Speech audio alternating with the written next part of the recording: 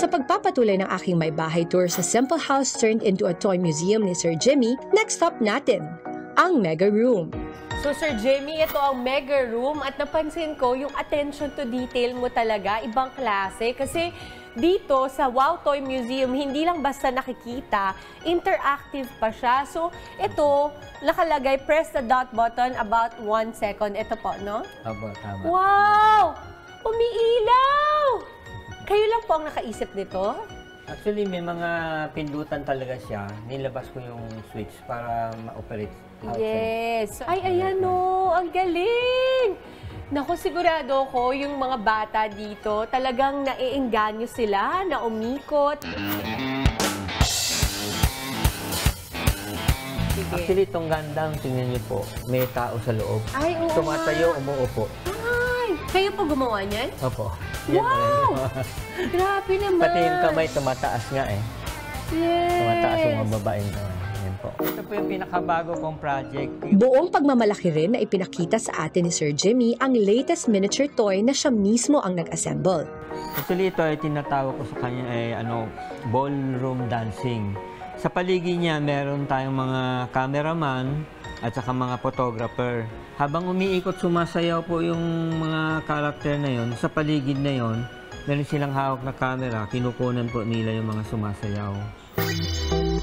Kwento pa ni Sir Jimmy, ang ibang laruan dito ay donasyon, bigay ng pamangkin niya na mula pa sa abroad o di kaya'y nabili sa thrift shop or online.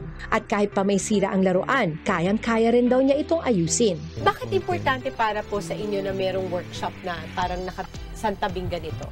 Kasi po marami pong mga gamit ngayon na mga rare na product na hindi mo na mabibili, tapos hindi mo na rin mapapagawa. So ang ginagawa ko, ako na lang gumagawa. Tinatry ko magawa siya na maayos. Naayos ko naman.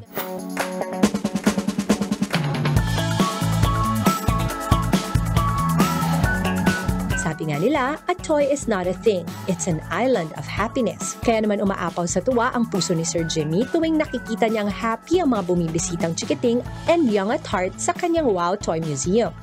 Pag tinitingnan ko sila, hindi ko lang basta nakikita ang kwento ng pamilya mo, kundi kwento rin ng pagtanda at paglaki at always keeping the kid at heart, no, in you.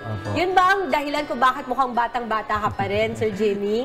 Actually, lagi ko nga sinasabi sa mga bisita ko rito, pag napunta kayo rito, hindi lang magiging bata kayo, pati yung kasiyahan ninyo, problema nyo, mawawala din.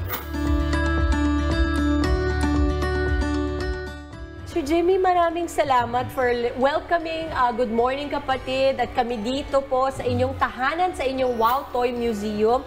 At iinganyohin ko talaga buong pamilya ko at mga barkada, mga kapatid, pumunta dito sa Wow Toy Museum para naman makita nyo rin ang koleksyon nila at makalimutan yung mga problema nyo.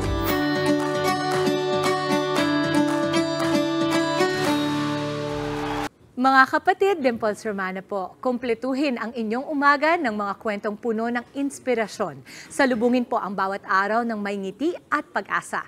Kaya't mag-subscribe na po at mag-follow na sa aming social media pages ng News 5.